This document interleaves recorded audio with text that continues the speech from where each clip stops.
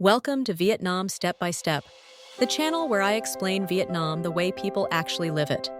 The daily habits, the hidden rules, and the cultural logic behind the things that look normal here, but confusing everywhere else. If you've ever visited Vietnam and thought, why is everyone doing this? Or if you're Vietnamese and you've never questioned these routines because they're just life, you're in the right place. Today's video is 10 things Vietnamese people do every day but rarely explain.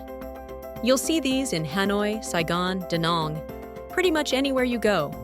And as you listen, I want you to keep a mental checklist. How many of these do you do without even thinking? Number 1, saying, "Have you eaten yet?" as a greeting. In Vietnam, "Ăn cơm chưa" isn't really about your meal schedule. It's a warm shortcut that means, "Are you okay?" Because food equals care. Asking about your meal is asking about your well-being. If you're not Vietnamese, you might think, "Wait, are you inviting me to dinner?" Most of the time, no. It's simply a culturally coded way of saying, "I hope you're doing fine." Number 2, calling strangers aunt, uncle, older brother, older sister, or younger sibling. Vietnamese people don't default to sir and ma'am as much as some cultures do. We often place you into a family-like role immediately because it helps everyone know how to speak and behave. Age shapes language here. It sets the level of respect and the tone of the conversation. So the lady selling noodles becomes auntie, the older man at the cafe becomes uncle, and the whole street starts to feel like a neighborhood.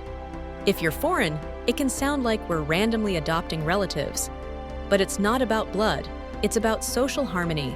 Number 3, honking in traffic as communication, not aggression. In many countries, a horn is basically an emotional outburst. In Vietnam, a horn often means information. It's like a quick signal. "I'm here, I'm passing, please make space, don't step into the lane." Traffic is dense and flexible, so people constantly update each other with sound.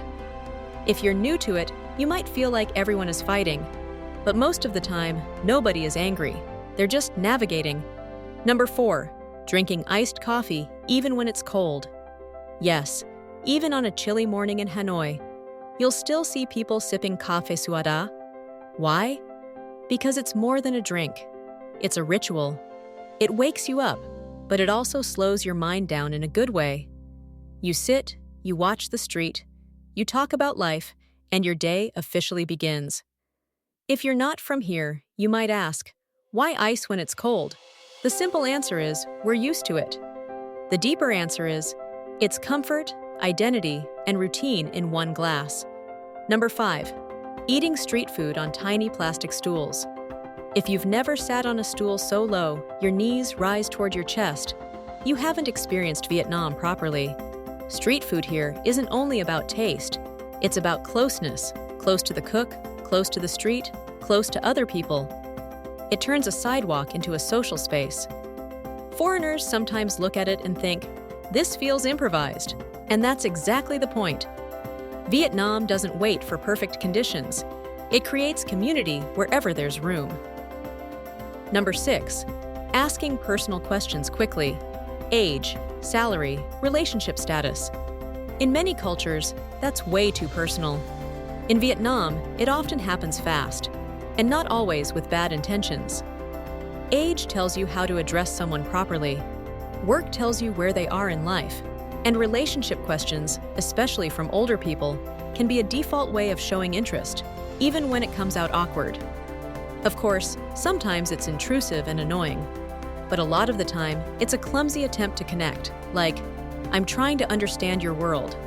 Number 7, saying, "Let me see," when it actually means, maybe never. This is the Vietnamese art of soft refusal. Many people don't like rejecting you directly because it can feel cold or disrespectful, so they use gentle delay phrases. "I'll check," "Let me see," "We'll see."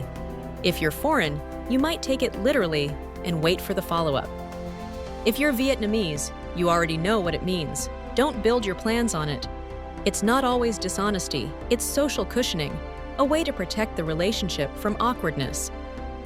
Number 8, respecting elders through tiny automatic behaviors, standing up when an older person enters, offering the best seat, letting elders eat first, handing something with two hands. These things are often not formally taught. They're absorbed. Vietnamese culture is relationship-based, and these gestures are social glue. To foreigners, it can look overly formal, but inside Vietnamese families, it's simply the basic language of respect and gratitude. Number 9, having a save money mindset even when not poor. You'll see people earning well but still hunting discounts, thinking carefully before spending, and saving for just in case. This comes from history, from family memory, and from a deep instinct to keep a safety net. Because life can change quickly, saving money here isn't only financial. It's emotional security. It's the feeling that no matter what happens, you won't be trapped. Number 10, bringing a small gift when visiting someone. In Vietnam, showing up empty-handed can feel a little cold, even if the gift is just fruit, snacks, or a small drink.